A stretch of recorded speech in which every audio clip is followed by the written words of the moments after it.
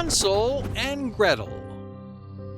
Hansel and Gretel lived with their father and stepmother in a little cottage near a forest. The father was a poor woodcutter. Once when food was scarce, he said to his wife, "What will become of us? We have so little to eat. I am afraid the children will starve." Now, the stepmother was really a witch, and she did not love the children, and she wanted to get rid of them. After the children went to bed, she said to their father, "Tomorrow morning we will take Hansel and Gretel into the forest and leave them there.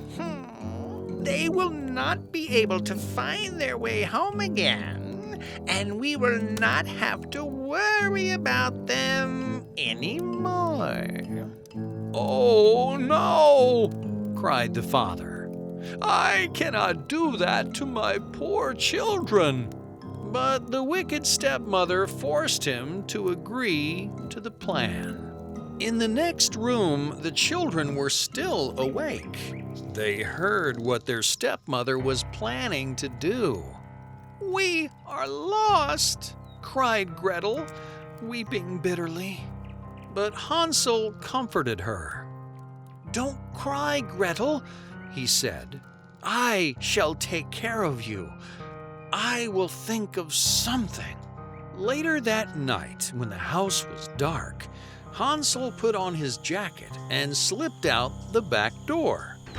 In the bright moonlight, the pebbles in front of the house glistened like bits of silver. Hansel stuffed his pockets full of the pebbles and then went back to bed.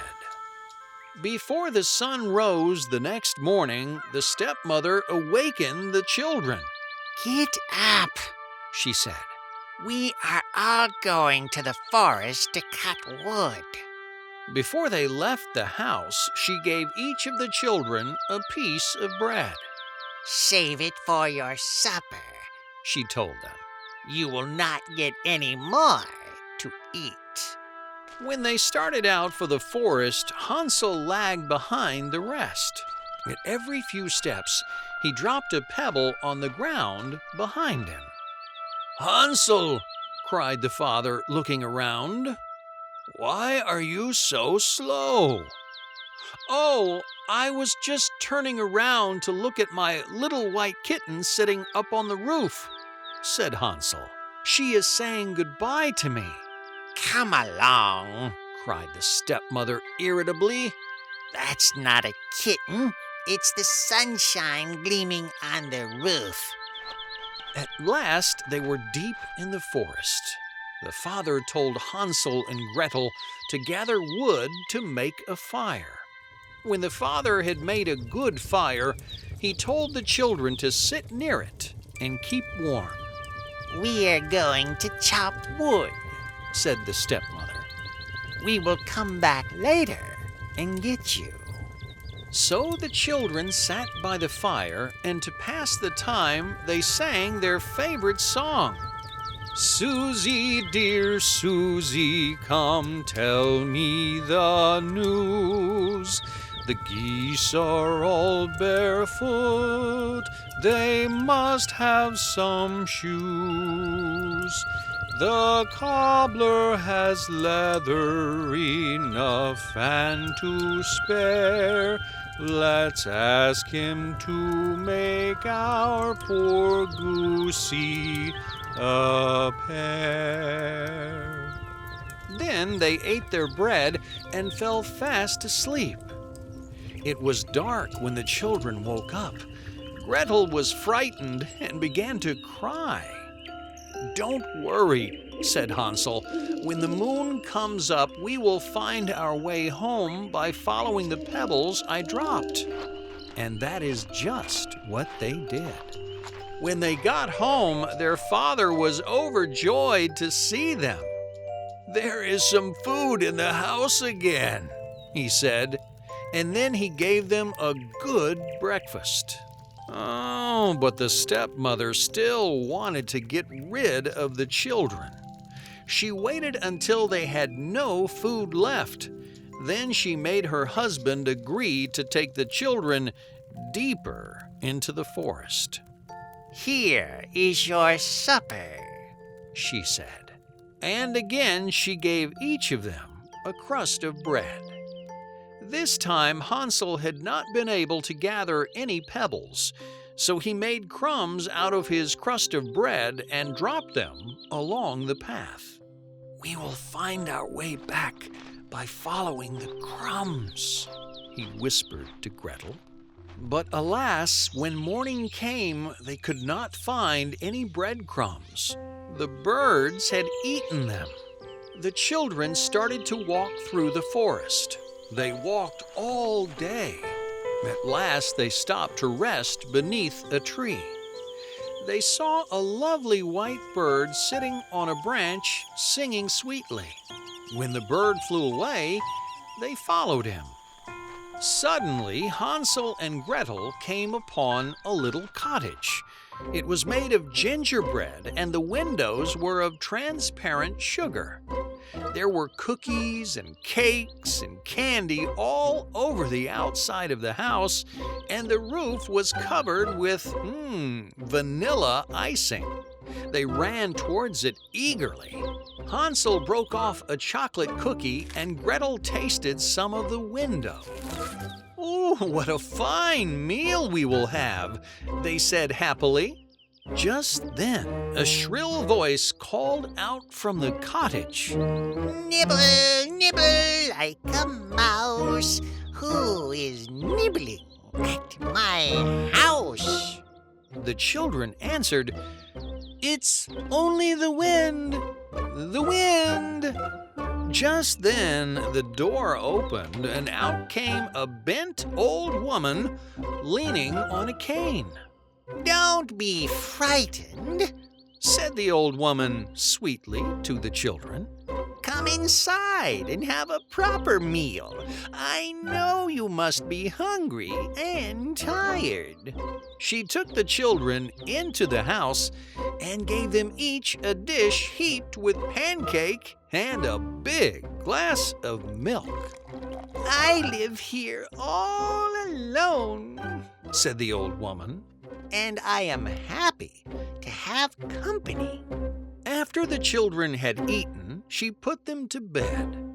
They soon fell fast asleep in the 2 clean beds. Now, this old woman, who seemed to be kind, was really a wicked witch. She enticed children to her gingerbread house, and then she kept them prisoners until she ate them.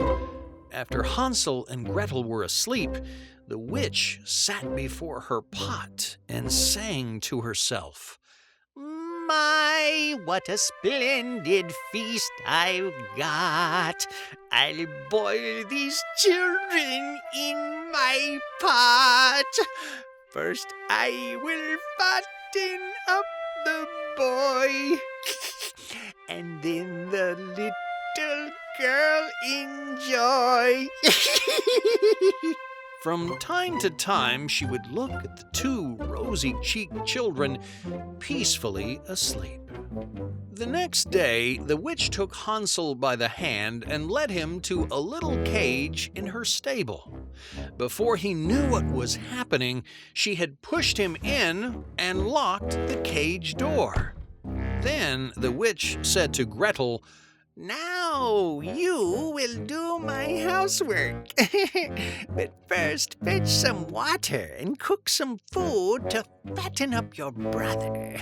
When he is fat enough, I shall eat him." Gretel cried bitterly, but she had to do as she was told. Every day she gave Hansel the best food, but she herself got only the leavings and crusts. Every day the witch went up to the cage to see if Hansel was fat enough. "Stretch out your finger," she would tell Hansel, "so that I can see if you are fat enough." But the witch had very bad eyesight, so instead of holding out his finger, Hansel held out a lean chicken bone.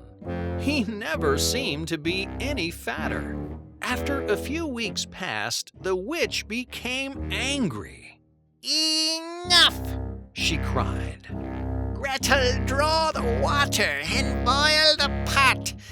Be he fat or be he lean, tomorrow I shall feast on him. Gretel cried and begged, but the old witch had no mercy. The next day, the witch said to Gretel, While the pot is boiling, we will do the baking. I have heated the oven. Pushing Gretel to the oven, she said, Climb in and see if it is hot enough now to bake the bread. But Gretel knew what the witch had in mind, so she said, I don't know how to climb in. Will you show me how? Silly goose, cried the witch. The opening is big enough. Why, I could climb in myself. And the witch climbed into the oven. At that moment, Gretel slammed the door shut.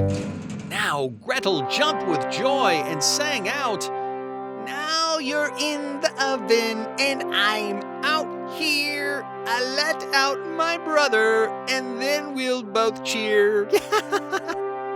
Gretel rushed to the cage and opened the door to let Hansel out. They hugged each other for joy.